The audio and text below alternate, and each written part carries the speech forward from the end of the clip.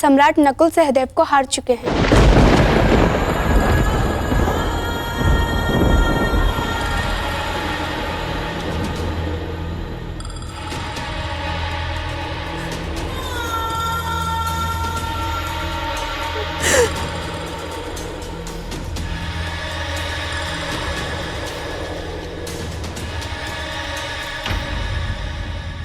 आप रो क्यों रही हैं माताश्री?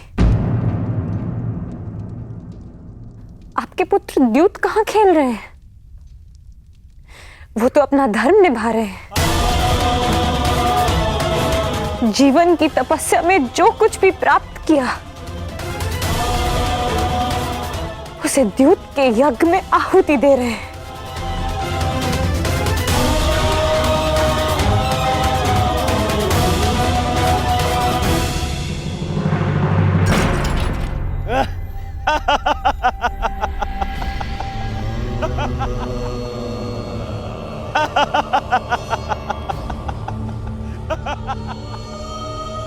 सम्राट, लगता है भाग्य इस समय आपसे 2 पग आगे चल रहा है। परंतु चिंता कैसी?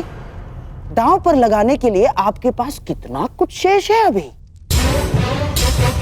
बताइए। अब किसे दांव पर लगाएंगे आप? अर्जुन को या महाबली भीम को? नहीं युधिष्ठिर,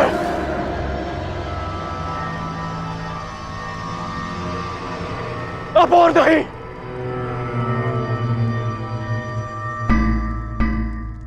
बोलिए सम्राट। किसी को नहीं। यह खेल मैं रोकता हूं।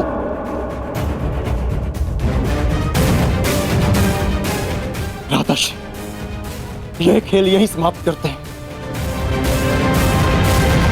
सम्राट, क्या अपने भाइयों को दास बनाकर छोड़ेंगे आप? नहीं, कोई दास नहीं रहेगा। हम अभी यहीं इसी क्षण युद्ध करके अपने अनुजों को मुक्त कराएंगे।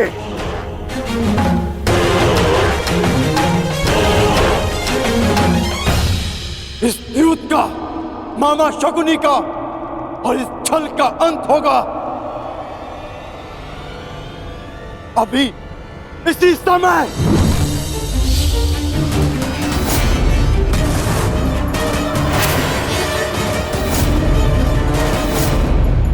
सावधान अर्जुन,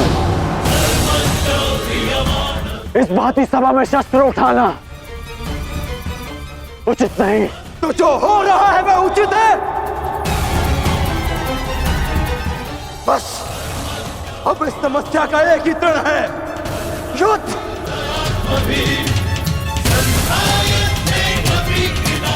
आज्ञा दीजिए भ्राताश्री।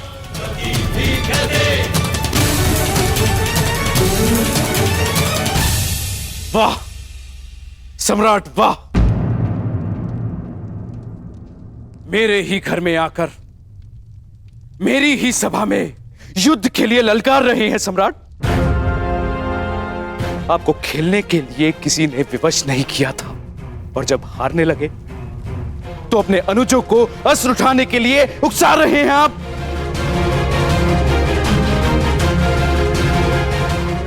आपने ही अपनी प्रजा को इस चौसर में दांव पर लगाने का प्रारंभ किया था। यह आपका निर्णय था, और अब स्वयं को असहाय दर्शा रहे हैं। आपके ताचरी का मान आपके लिए क्या महत्व रखता है? कर दीजिए इन सबका वध, और मेरा भी।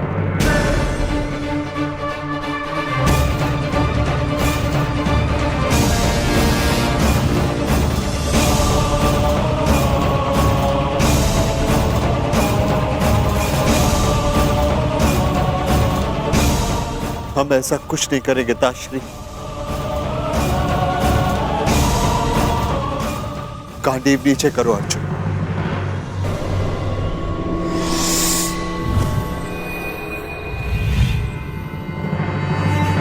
हम बस यहां से जा रहे हैं।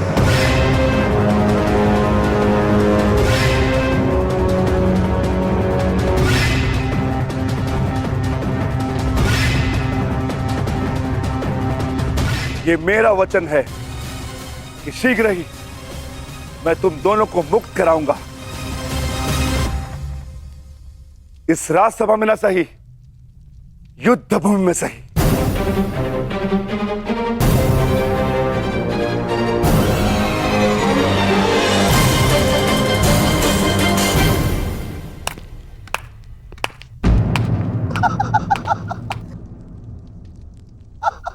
सम्राट की जय हो।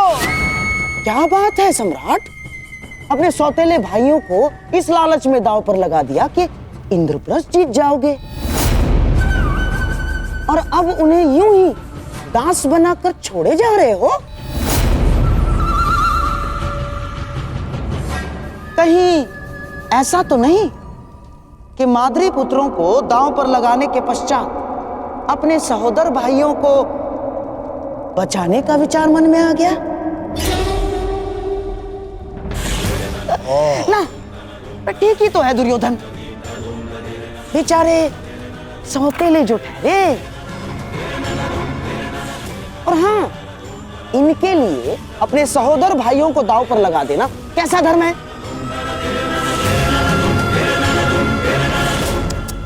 ऐसी सोच। हाँ?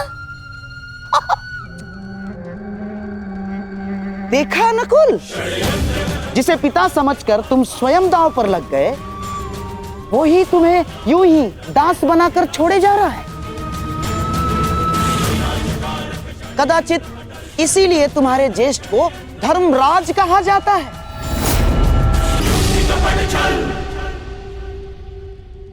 सोच लीजिए सम्राट, इतिहास आपको किस भांति स्मरण रखेगा? जिसने अपने सौतेले भाइयों के साथ छल किया, जिसने कभी उन्हें अपने परिवार का सदस्य माना ही नहीं।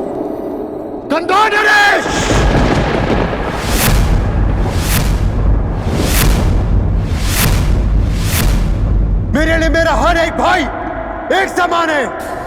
जैसे नकुल और सहदेव, वैसे ही भीम और अर्जुन।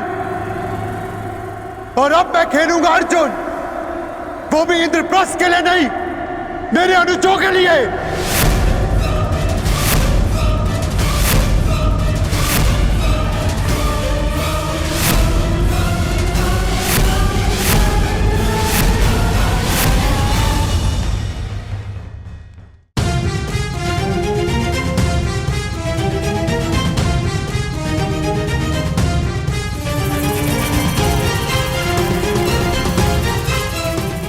सावधान मामाश्री, ये अर्जुन पांडवों का सबसे बड़ा शस्त्र है, जिसे छीनकर आपको युधिष्ठिर को निशस्त्र करना ही है। ये इस यज्ञ की सबसे बड़ी आहुति है, ये व्यर्थ नहीं जाएगी ना।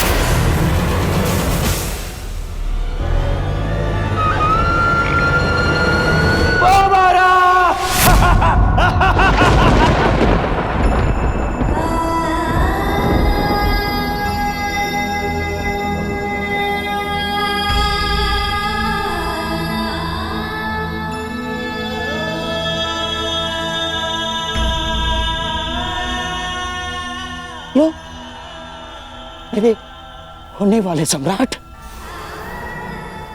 ये महापराक्रमी महाधनुर्धारी पांडुपुत्र अर्जुन तुम्हारा दास हुआ।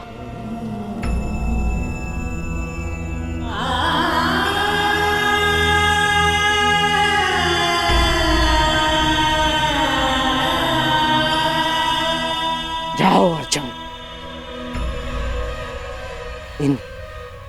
इन दांतों के मध्य जाकर खड़े हो जाओ। जाओ।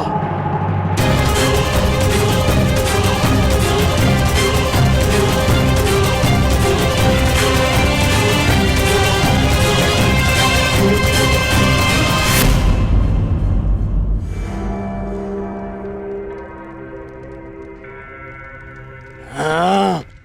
हाँ।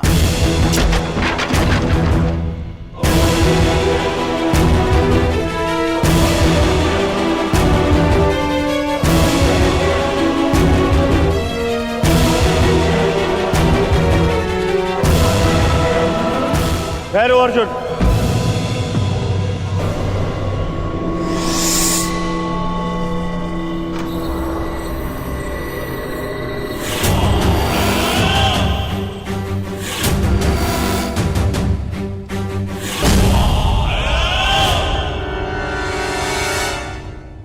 अर्जुन, तुम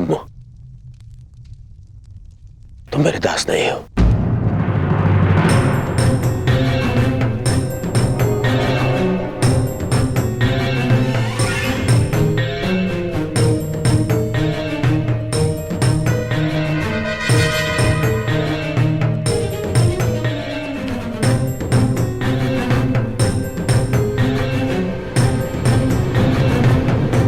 परंतु तुम मेरे जीती हुई संपत्ति अवश्य हो। मैं दास अर्जुन को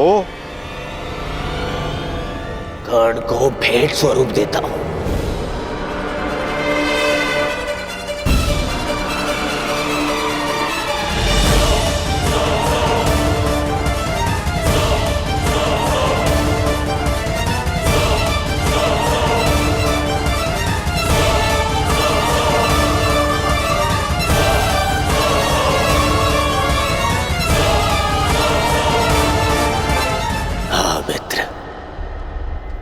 जिसने तुम्हें सूत पुत्र कहकर तुम्हारा अपमान किया था, आज वो धनुर्धारी दास बनकर तुम्हारे सामने खड़ा है।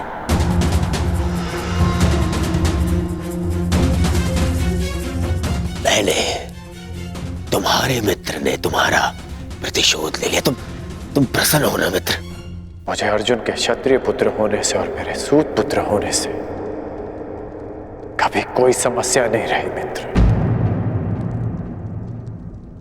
आज तुमने मेरा मान बढ़ाने के स्थान पर घटा दिया।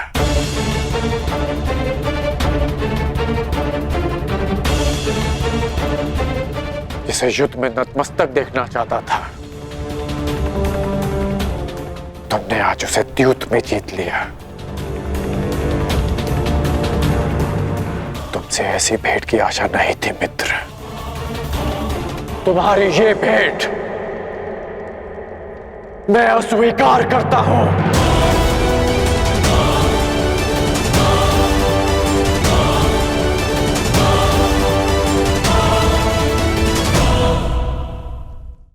अर्जुन, अभी इसी क्षण दास के स्थान पर जाकर खड़े हो जाओ।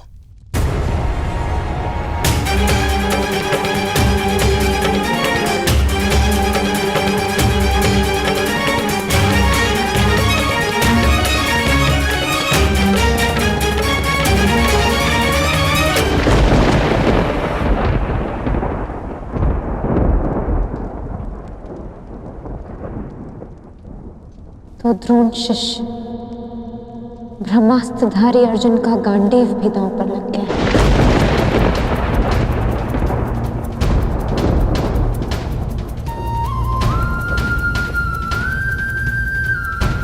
मेरे पति अपने धर्म का उत्सव मना रहे हैं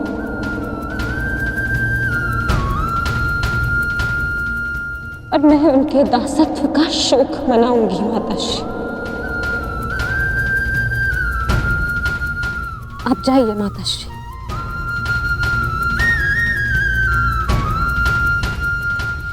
एकांत।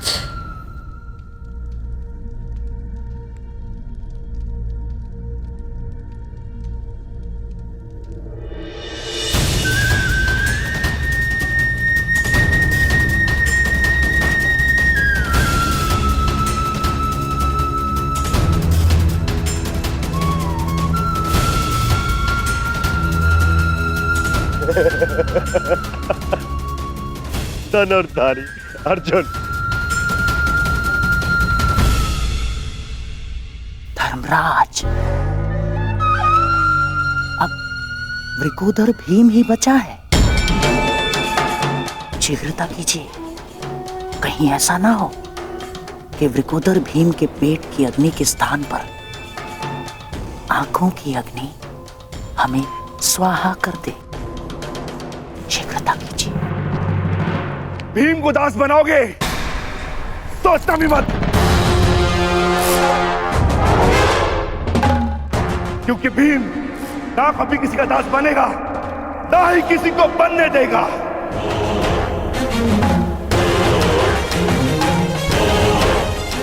मैं अभी यही इसी क्षण भरी सभा में सारे करों का नाश करके अपने अनुजों को दासत्व से मुक्त कराऊंगा। युधिष्ठिर!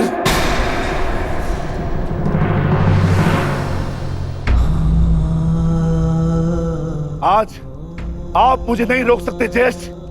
यदि अधर्म है तो अधर्म मैं कर रहा हूं, आप नहीं। शांत गदाधारी भीम, शांत। युद्ध चाहिए?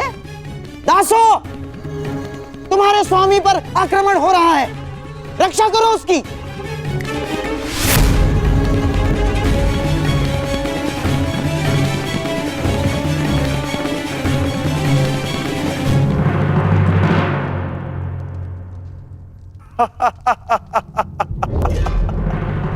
क्यों दुर्योधन, ये रक्षा करेंगे तुम्हारी?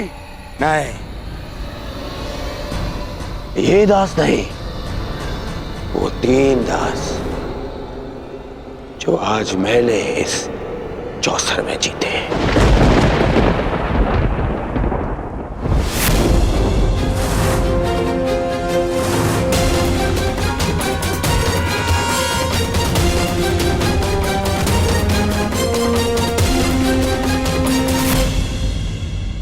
दासो, अपने स्वामी की रक्षा करो।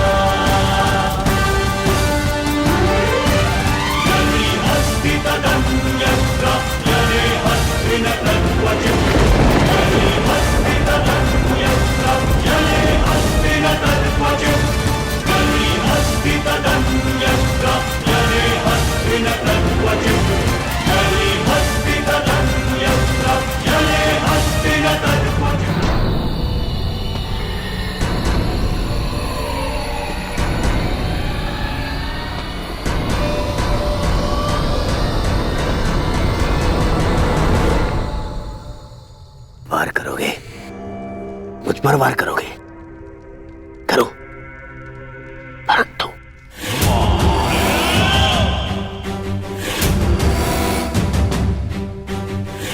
मुझ पर प्रहार करने से पूर्व तुम्हें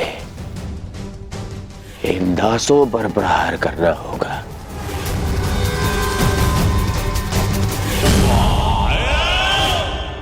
करो प्रहार।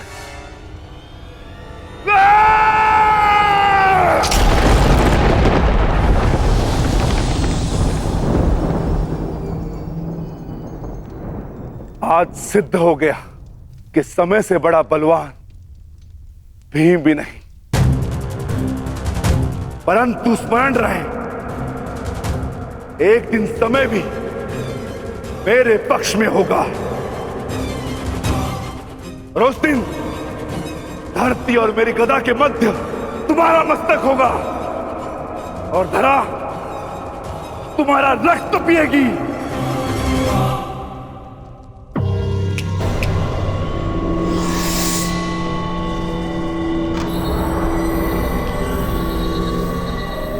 भीम, क्या मैं अब समझ लूं कि युद्ध की चुनौती अब मौन हो गई?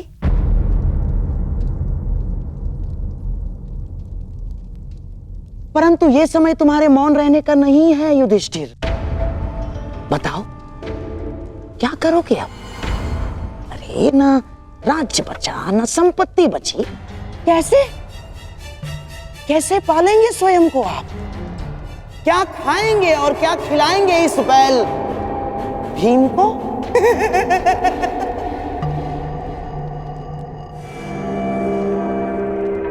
मामा श्री ठीक कह रहे हैं भ्राता युधिष्ठिर। ये बैल भीम जब तक आपके पास में रहेगा तब तक केवल आपकी समस्याएं ही बढ़ाएगा। क्यों ना किसी भी दांव पे लगा दे युधिष्ठिर। हाँ ज्येष्ठ, लगाइए मुझे दांव पर।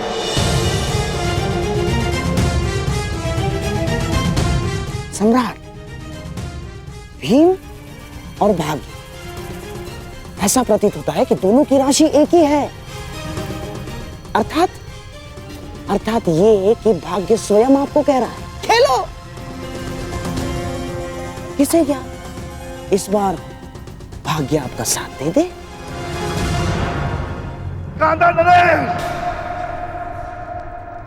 कदाचित भाग्य मेरे ज्येष्ठ का साथ दे ना दे, परंतु मैं रिकोदर भीम ये वचन देता हूं कि जिस दिन मैं तुम सबका सर्वनाश कर दूंगा, उस दिन भाग्य को मेरी गदा के समक्ष झुकना होगा।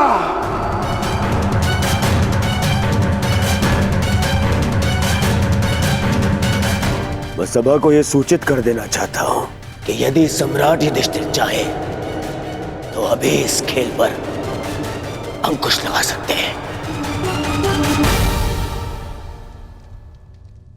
और अपने भाई भीम को यहां से लेकर प्रस्थान कर सकते हैं। परंतु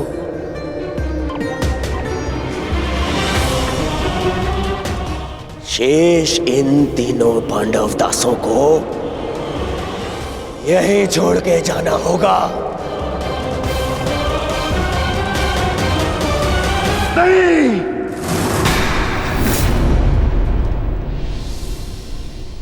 कोई नहीं जाएगा यहां से, कोई नहीं।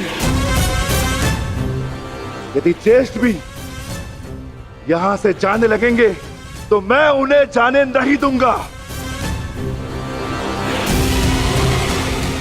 आज या तो हम सब तुम्हारे दास बनेंगे या फिर तुम हमारे तलवे चलोगे।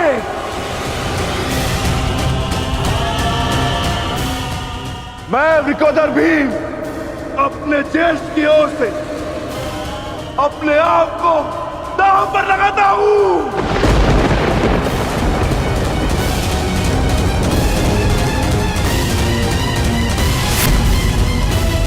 सम्राट, अब एक और है वृकोदर भीम और दूसरी ओर कनिष्ठ पांडव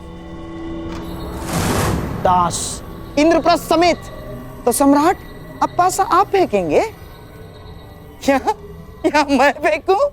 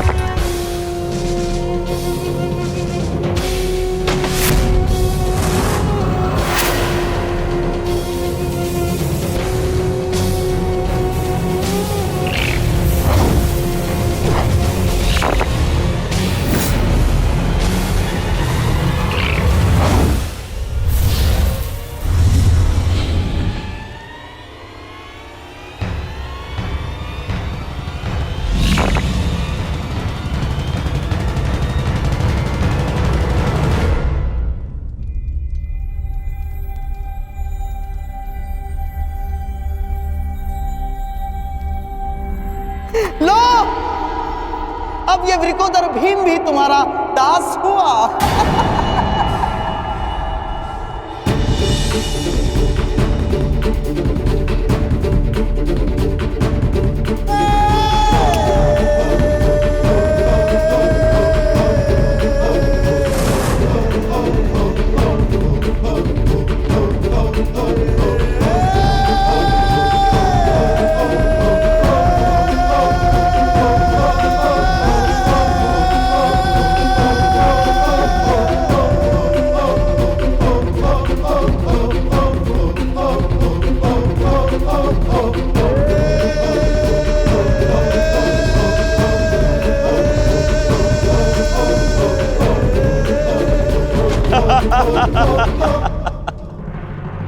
देखना दुर्योधन, इस पांचाली को कैसे निर्वस्त्र करता हूं मैं।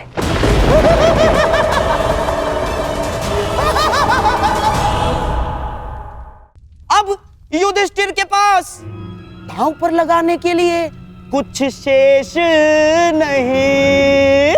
अब धर्मराज युधिष्ठिर अपना धर्म साथ लेकर यहां से प्रस्थान करेंगे।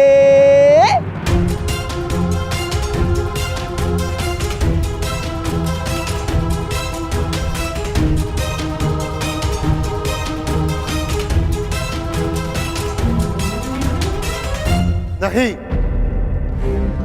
मैं अपने अनुजों को छोड़कर कहीं नहीं जाऊंगा।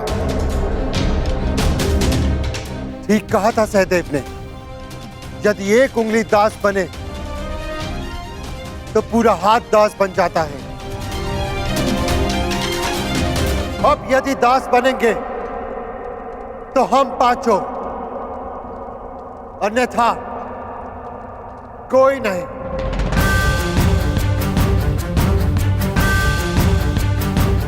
मैं ज्येष्ठ पांडुपुत्र युधिष्ठिर स्वयं को दांव पर लगाता हूं।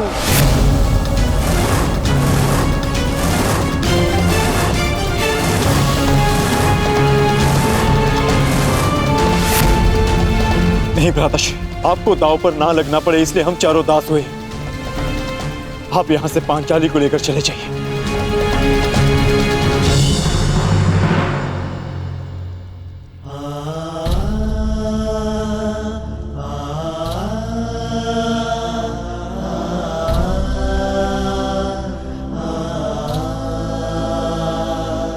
अनुज, तुम सबने अपने ज्येष्ठ के लिए अपना कर्तव्य निभाया है, परंतु अब मेरी बारी है अपने अनुजों का ऋण चुकाने की। मेरे भाइयों को त्याग कर यदि मुझे तीनों लोक का राज्य मिले तो भी मुझे स्वीकार नहीं। अब या तो हम सब यहां से मान और मुकुट समेत इंद्रप्रस्थ लौटेंगे, या सब साथ में मिलके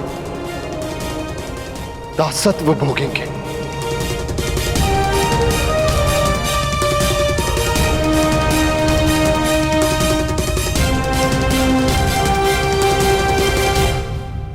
मैं स्वयं को दांव पर लगाता हूं।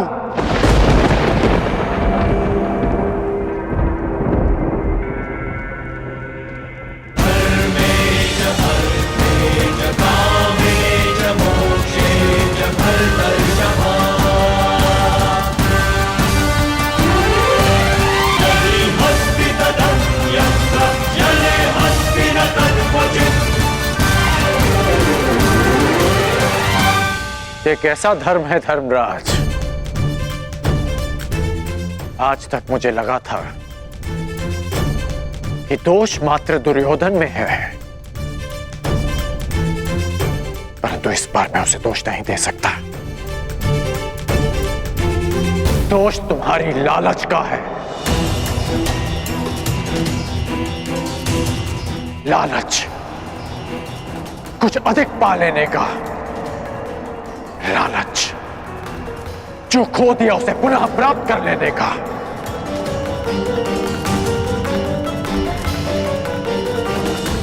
इस खेल से उठ क्यों नहीं जाते तुम?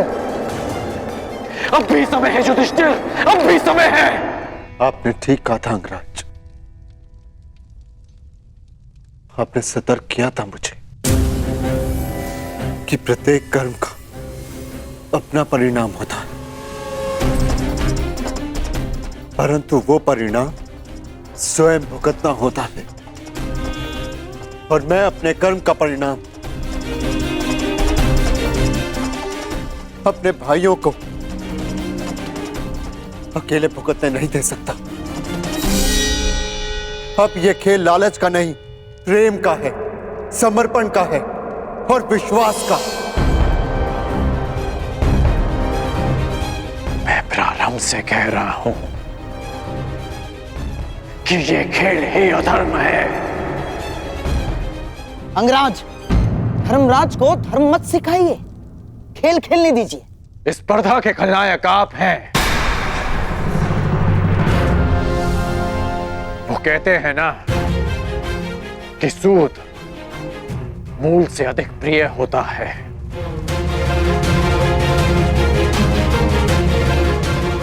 युधिष्ठिर ने भले ही अपने भाइयों को दांव पर लगा दिया हो, परंतु आपने तो अपने भांजे को ही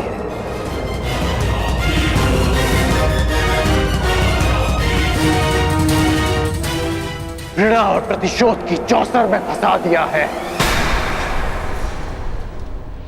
आपका भाषण बहुत अच्छा है अंगराज, परंतु ये कोई वक्तृत्व स्पर्धा नहीं है। धर्मराज युधिष्ठिर की इच्छा का निरादर करने का साहस मुझ में नहीं। हाँ, यदि कोई और धर्मराज युधिष्ठिर को रोकना चाहे तो रोक सकता है। नहीं पितामह, अब और कोई बीच में नहीं बोलेगा।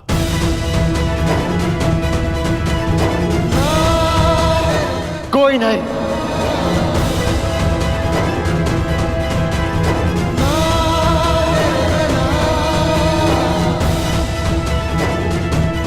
आप दाव खेलिए मामा श्री।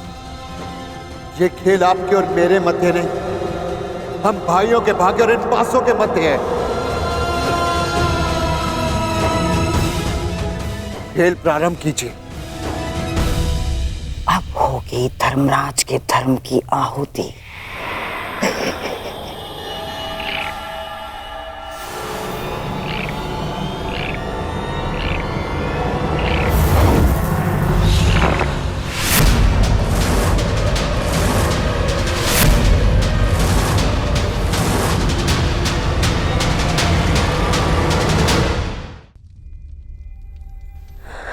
नहीं वासुदेव, नहीं, वो सूचना मत सुनवाना जिसके वजह से मेरा अंतरपन कांप रहा है। पांचाली,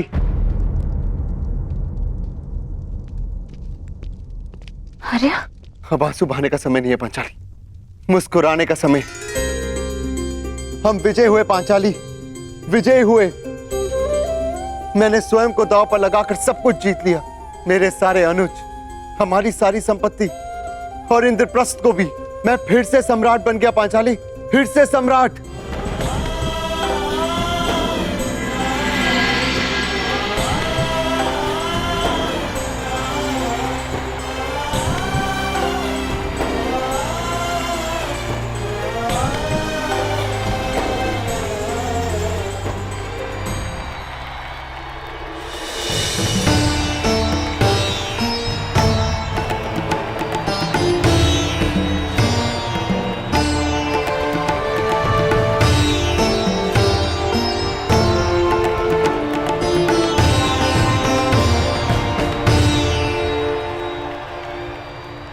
तो गांधार नरेश शकुनी का छल, दुर्योधन का हठ और महाराज धृतराष्ट्र का अंधा पुत्र प्रेम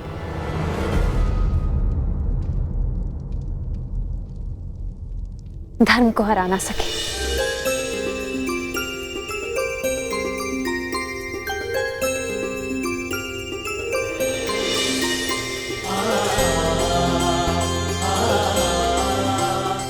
सम्रागी, सम्रागी,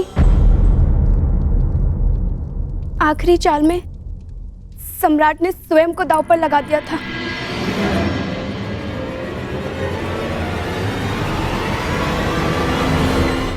और क्या? बता मुझे किसकी जीत हुई? ज्येष्ठ पांडुपुत्र युधिष्ठिर भी तुम्हारा दास हो गया।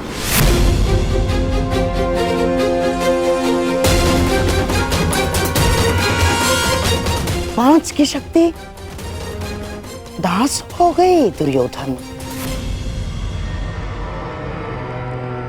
जो विजय संसार के सबसे बड़े युद्ध में नहीं मिल सकती थी, वो द्यूत के चाल में तुम्हारी हो गई।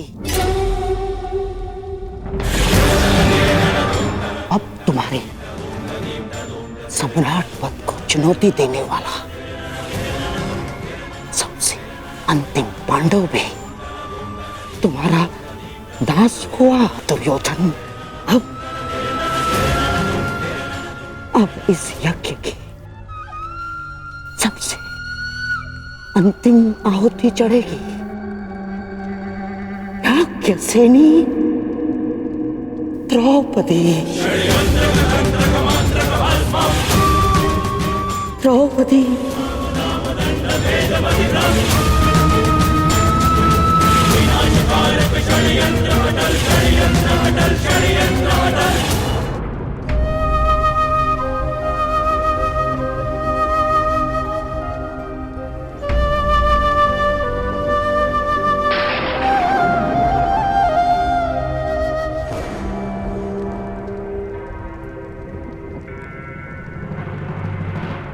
बहुत दुख हुआ युधिष्ठिर।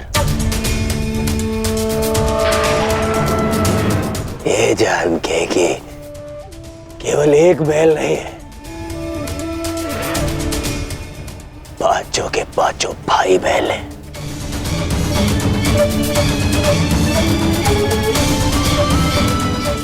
आपको भी समझाना पड़ेगा राधा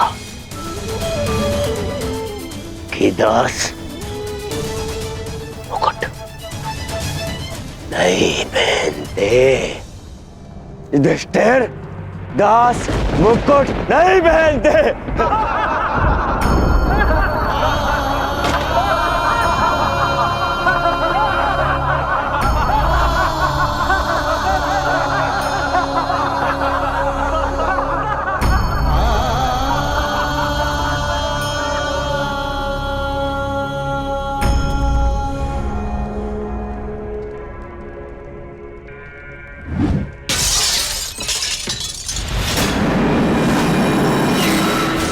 प्रतीत होता है हस्तिनापुर के दुर्दिन निकट आ गए।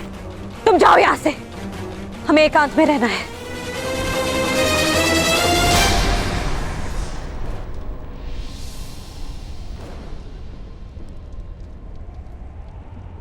भ्राता युधिष्ठिर,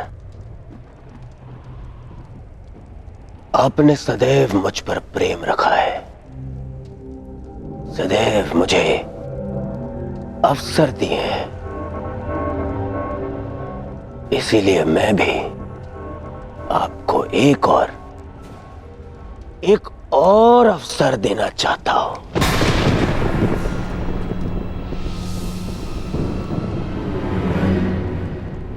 बस करो दुर्योधन, बस करो। युधिष्ठिर से दांव पे और क्या लगवाना चाहते हो?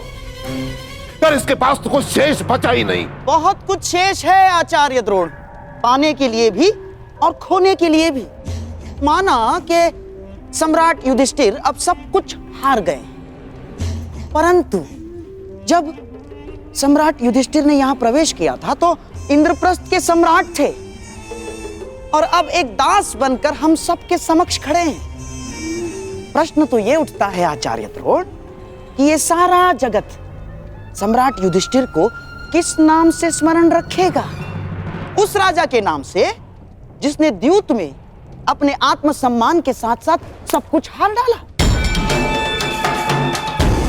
या उस राजा के रूप में जिसने सब कुछ खोकर भी सब कुछ फिर से पा लिया और फिर से सम्राट बन गए। परंतु अब इनके पास शेष बचा ही क्या है दांव पे लगाने के लिए? एक वस्तु शेष है जिसे दांव पर लगाकर ये सब कुछ फिर से जीत सकते हैं, फिर से सम्राट बन सकते हैं।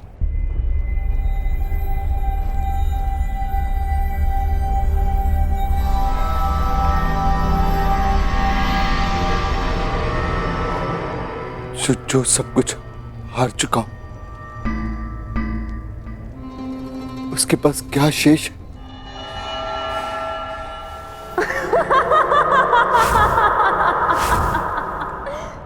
मैं बताता हूं।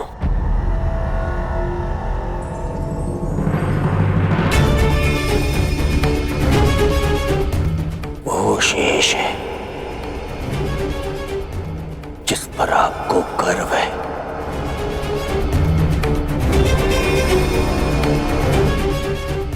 वो शेष है जिस पर आपका अभय अधिकार है।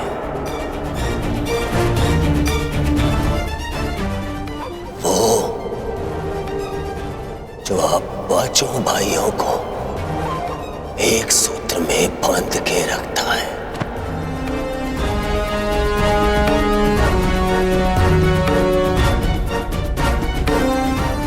वो जिसका जीवन आप पांचों से जुड़ा है।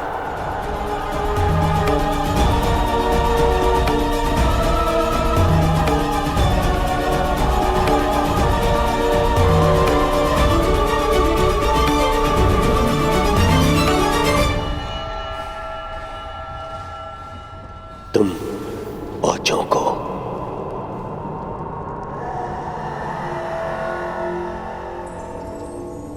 एक करने वाली द्रौपद पुत्री पांचाली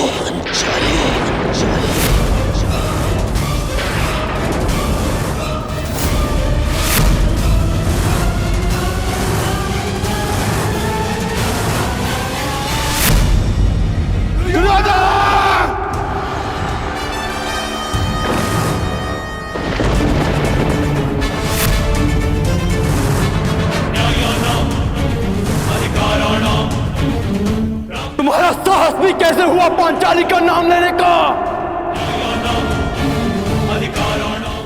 हाँ, मैं अभी इसी क्षण शकुनी समेत सारे खरों का नाश कर दूंगा।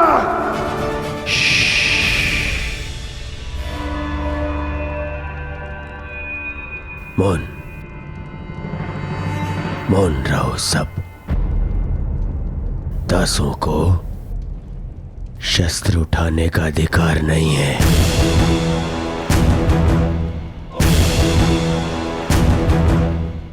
दास शस्त्र नहीं उठाते। धर्मराज, अपने भाइयों को समझाइए दासों का क्या धर्म होता है। दुर्योधन, मत भूलो कि पांचाली कुलवधू है। ठीक,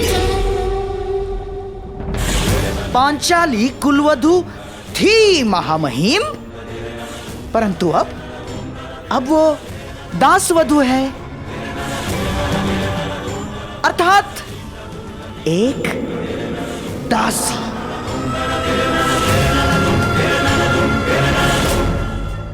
ऐसा नहीं है कि पांचाली पहली बार दांव पर लग रही है। पांचाली तो सदा से दांव पर लगती आ रही है।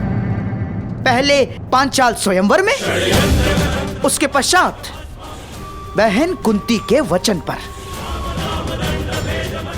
पांचाली तो सदा से दांव पर लगती आ रही है और हम इन्हें विवश नहीं कर रहे हैं ना। हम तो इन्हें स्मरण करवा रहे हैं कि इनके पास क्या क्या शेष हैं।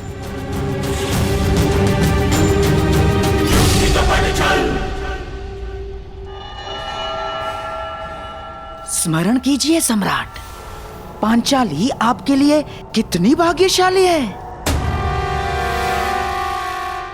उसके साथ विवाह किया और तुरंत आप भिक्षुक से सम्राट बन गए। किसे पता आपका भाग्य बदल जाए। खेलिए सम्राट, खेलिए। एक दांव, अंतिम।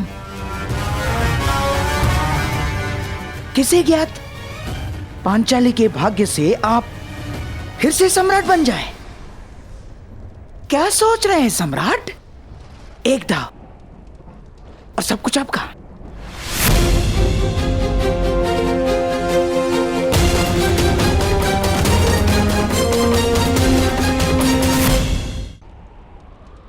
मैं पांचाली को दांव पर नहीं लगाऊंगा।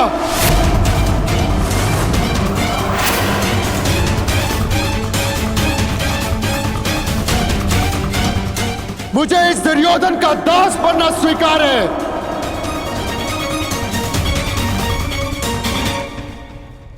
तो ठीक है, मैं तो केवल एक अवसर दे रहा था। यदि भ्राता युधिष्ठिर को स्वीकार नहीं है तो कोई बात नहीं। दास प्रतिगामी, जाओ और जाकर अब मेरी दासी द्रौपदी को यहां लेकर आओ। जाओ। दुर्योधन, तुम अपने सीमा का अतिक्रमण कर रहे हो। वहीं पूर्ण विराम लगा दो। दुर्योधन, तुम इस भांति एक स्त्री का अपमान नहीं कर सकते। सावधान दुर्योधन। आप अपनी प्रतिज्ञा की सीमा में बंधे हैं पितामह। आप अपने वचन से बंधे हैं आचार्य। और तुम कर्ण मेरी मित्रता के बंधन में बंधे हो कर्ण।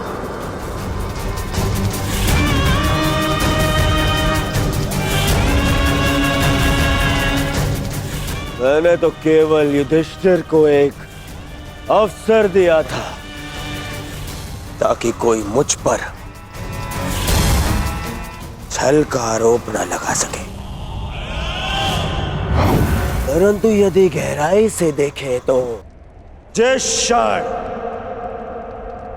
वो स्वयं को हारे उसी क्षण वो द्रौपदी को भी हार चुके थे। यो पांचाली, युधिष्ठिर के सम्राट बनते ही सम्राज्ञी बन चुकी थी। क्या वो अपने पांचों पतियों के दास बनते ही दासी नहीं बन जाती? प्रलाप मत करो दुर्योधन, मैं इस कुतर्क को नहीं मानता। पितामह, आपकी माता सत्यवती एक मछुआरे की कन्या थी, परंतु महाराज शांतनु से विवाह करते ही रानी बन गई है ना? दुर्योधन,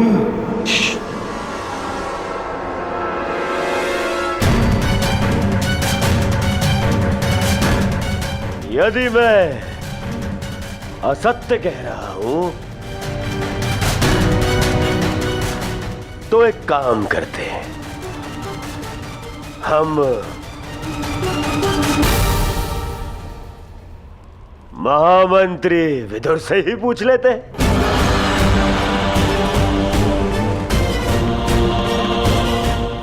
महामंत्री विदुर, आप ही बताइए,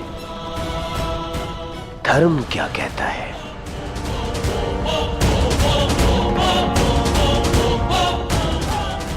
मैंने केवल युधिष्ठिर को एक अवसर दिया था, अन्यथा द्रौपदी तो पहले ही मेरी दासी बन चुकी है।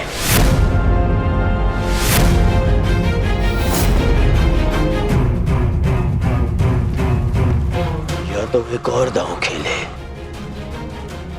और या ये स्वीकार कर लें कि द्रौपदी मेरी दासी है।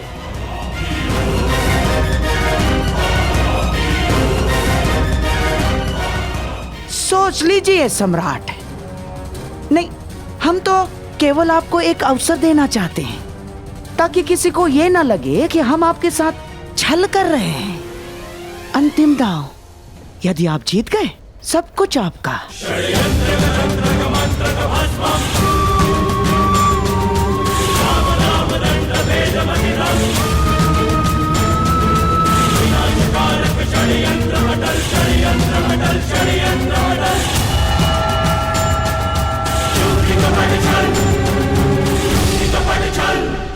मैं पांचाली को दांव पर लगाता हूं।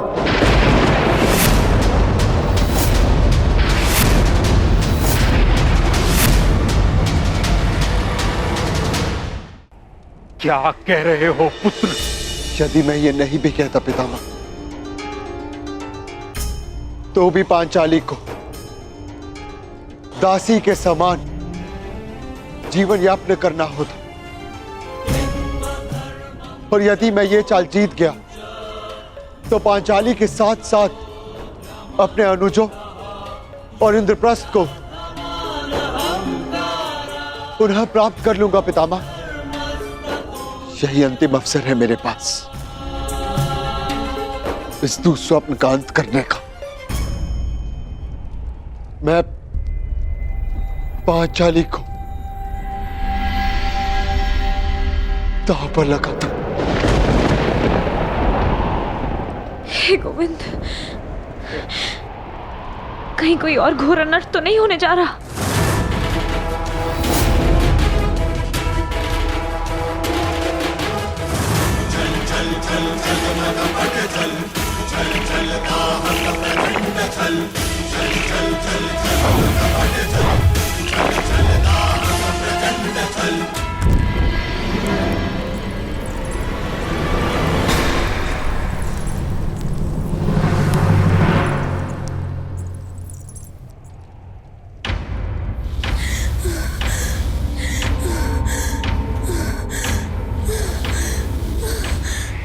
अंगवस्त्र का इस भांति जलना, ये भी एक अपशगुन है।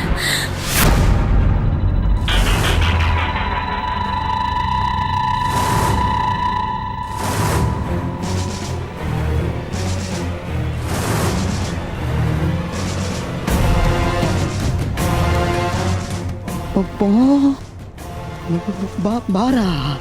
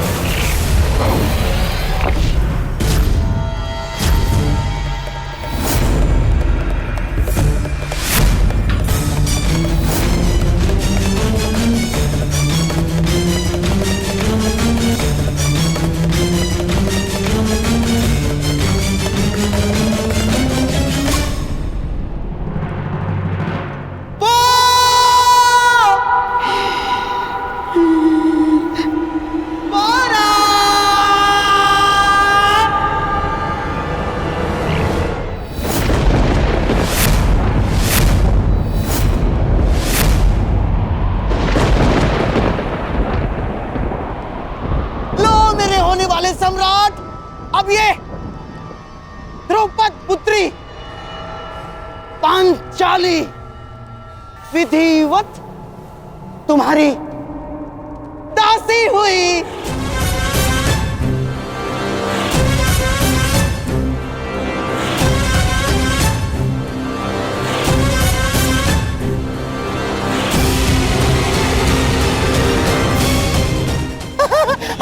ना, मेरा श्वास, मेरा ध्यान, मेरी आस, मेरा अभ्यास है तू दुर्योधन।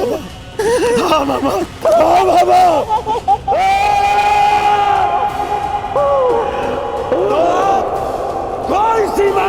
दासी,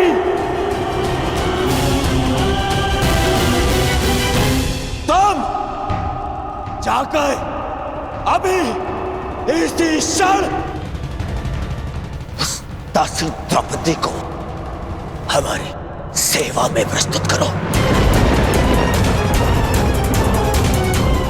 जाकर कहो उस अभिमानी द्रौपदी से कि उसके नए स्वामी दुर्योधन ने उसे अपनी सेवा में पुकारा है।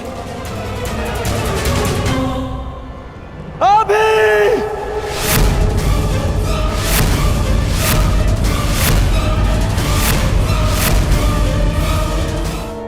उस अभिमानी द्रौपदी से कि उसके नए स्वामी दुर्योधन ने उसे अपनी सेवा में पुकारा है।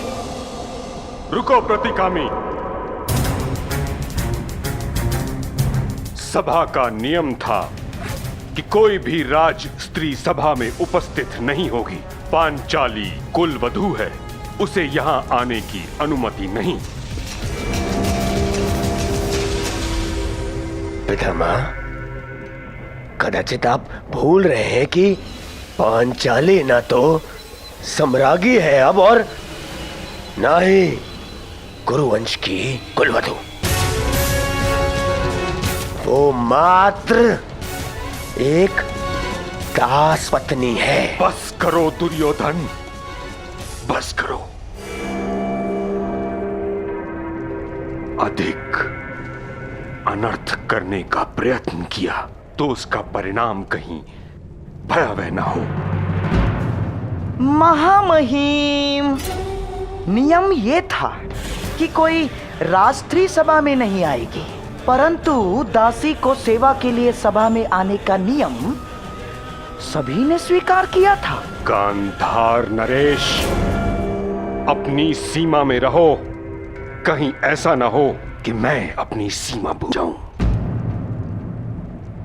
शकुनी ठीक कह रहा है ताच्छरी।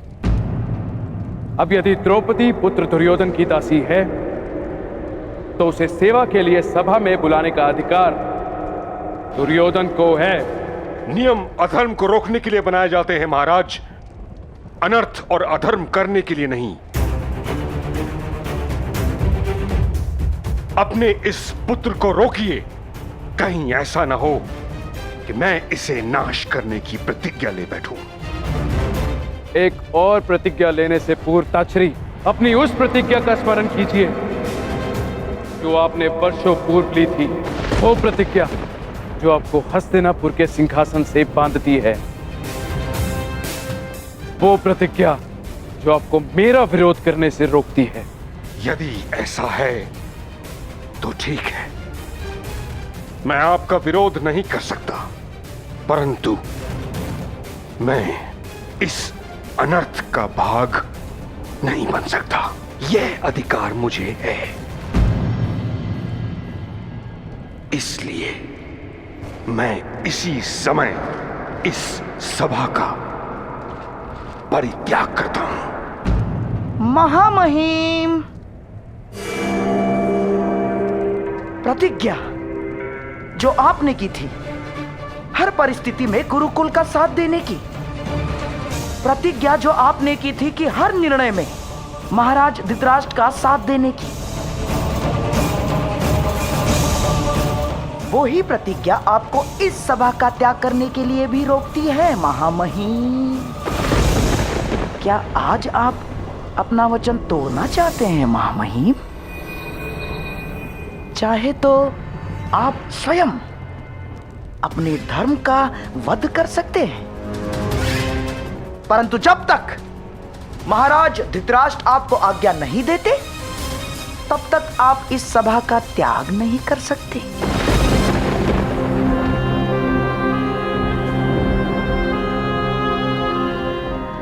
ये आपकी प्रतिज्ञा भी है और बंधन भी।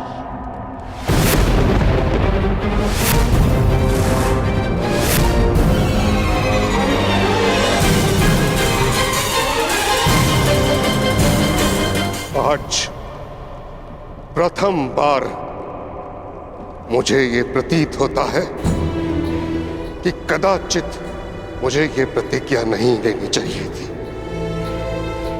जिस इच्छा मृत्यु को मेरे पिता ने मुझे वरदान स्वरूप भेंट किया था, वह श्राप प्रतीत होती है।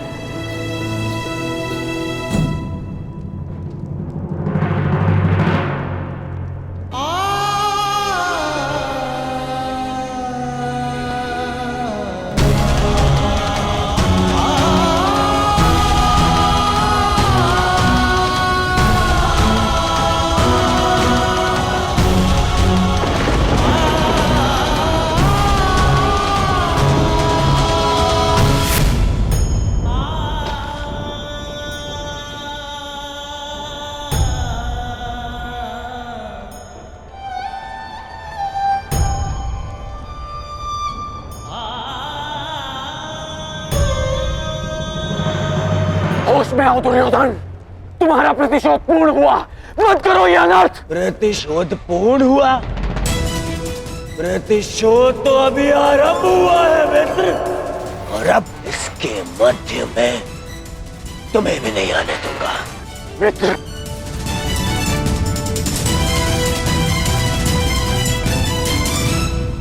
रतिकामी, जाओ और जाकर उस दासी द्रौपदी को सभा में प्रस्तुत होने का आदेश दो, आदेश दो, आदेश दो। क्या ये आदेश मेरे पति का है? जी नहीं, ये आपके स्वामी का आदेश है। सम्राट युधिष्ठिर आपको द्युत में हार चुके हैं और अब आप सम्राट दुर्योधन की दासी हैं।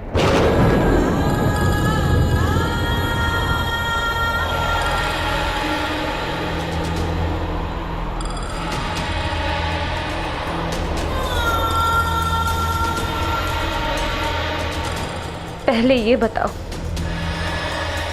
कि धर्मराज द्यूत में पहले स्वयं को हारे या मुझे? पहले वो स्वयं को हारे देवी।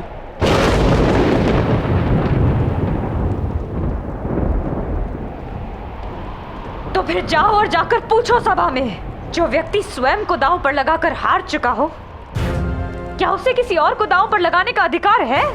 जाके कह दो दुर्योधन से कि याज्ञसेनी द्रौपदी ना उसकी दासी है और ना ही उसका दासत्व स्वीकार करती है, इसलिए उसके आदेश पर मैं सभा में प्रस्तुत नहीं होंगी। जाओ और जाकर कह दो दुर्योधन से कि द्रौपदी ने कभी अपने पति को उसे दांव पर लगाने का अधिकार ही नहीं दिया, तो फिर हारने का कैसा अधिकार? और उससे कहना कि यदि उसकी भुजाओं में इतना बल है तो मुझे स्वयंवर में जीतता। पापी और छली की भांति द्यूत खेलने वाले को मैं अपने जीवन का अधिकार नहीं देती, अधिकार नहीं देती, अधिकार नहीं देती, अधिकार नहीं देती, अधिकार नहीं देती। अधिकार?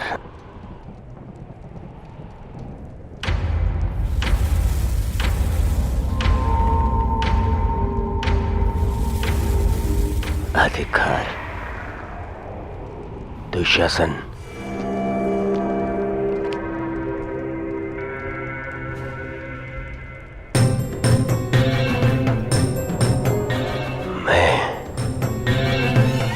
तुम्हारा भाई होने के नाते तुम्हें ये अधिकार देता हूं कि तुम मेरा अपमान करने वाली उस दासी को, उस अभिमानी द्रौपदी को अपने इन भुजाओं से उसके बाल पकड़कर बलपूर्वक खींचकर इस सभा में लेकर आओ।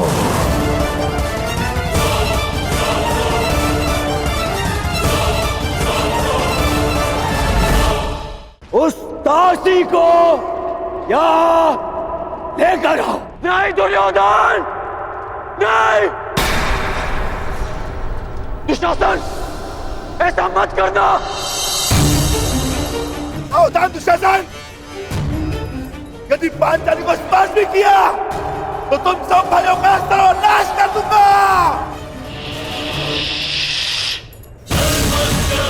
मौन रहो बैल भीम, मत भूलो कि तुम सब दास हो और दासों का धर्म उसके स्वामी के विरुद्ध बोलने की या शस्त्र उठाने की अनुमति नहीं देता, नहीं देता, नहीं देता। भूल जाऊंगा सब धर्म, भूल जाऊंगा और विनाश कर दूंगा तुम सबका, विनाश कर दूंगा। यदि अपने ज्येष्ठ के वचनों का निरादर करना है तो जाओ, हम आपको स्वतंत्र करते हैं? परंतु यहां से जाने से पूर्व इस सभा से और अपने ज्येष्ठ भ्राता युधिष्ठिर से यह कह दो कि तुम ना उनका धर्म स्वीकार करते हो और ना ही उनका अधिकार।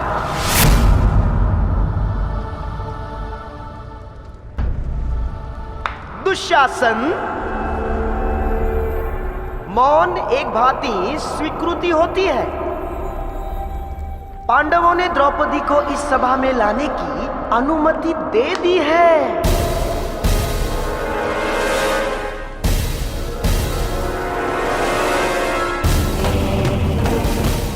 खींच कर बालों से, हाँ जाओ, जाओ दुशासन,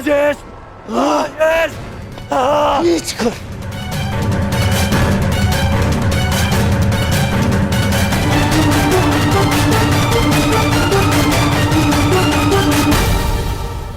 महारानी, आप यहाँ से निकलिए और अपने सम्मान की रक्षा कीजिए। कुमार दुशासन को आपको बलपूर्वक लाने का आदेश दे दिया गया है। और वहाँ चल हट यहाँ से।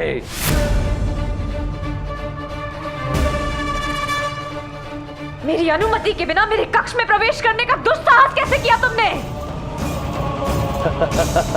मैं साम्राज्ञी हूँ, हस्तिनापुर की कुलवधू हूँ, तुम्हारी भाभी हूँ।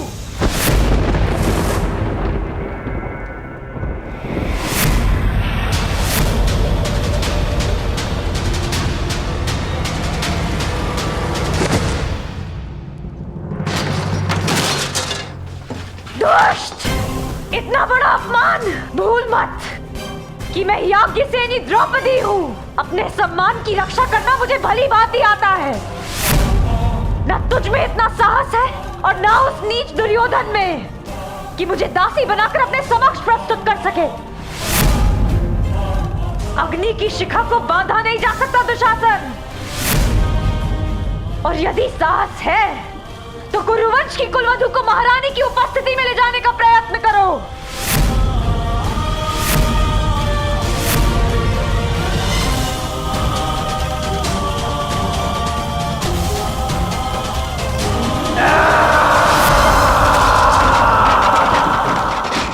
धृतराष्ट्र, अब भी समय है। पुत्र मोह में इतने भी अंधे मत हो जाओ। इस अनर्थ को रोक लो।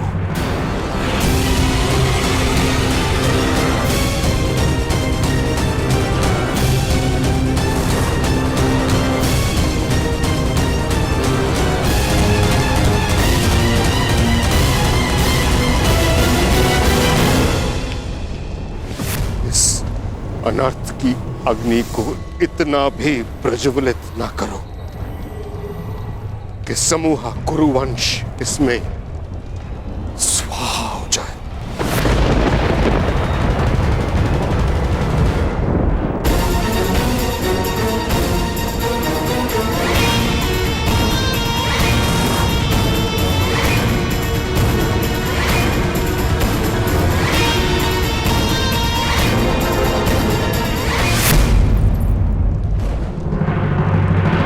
दासियों के मस्तक पर चूड़ामणि शोभा नहीं देती।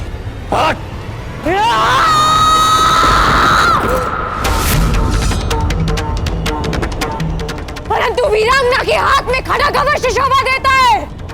दुष्ट दुशासन!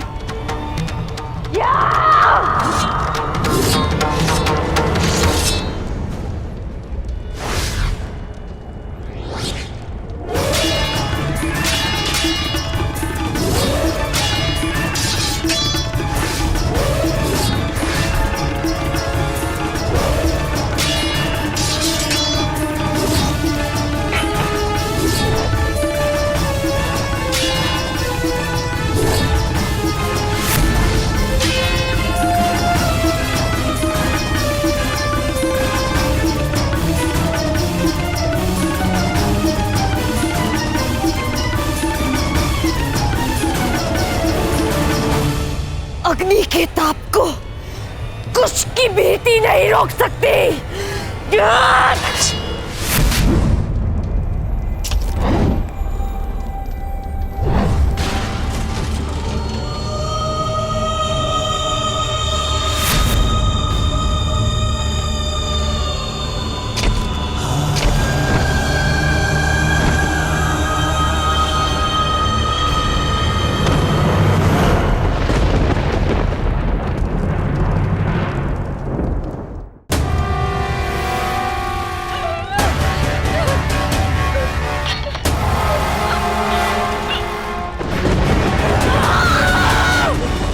एक बात तुझे क्यों समझ में नहीं आती दासी कि तेरा प्रतिकार जितना बढ़ेगा तेरे अपमान की पीड़ा उतनी ही बढ़ेगी। आज अग्नि तो क्या 5 तत्व मिलकर भी तेरा मान मर्दन होने से नहीं रोक सकते।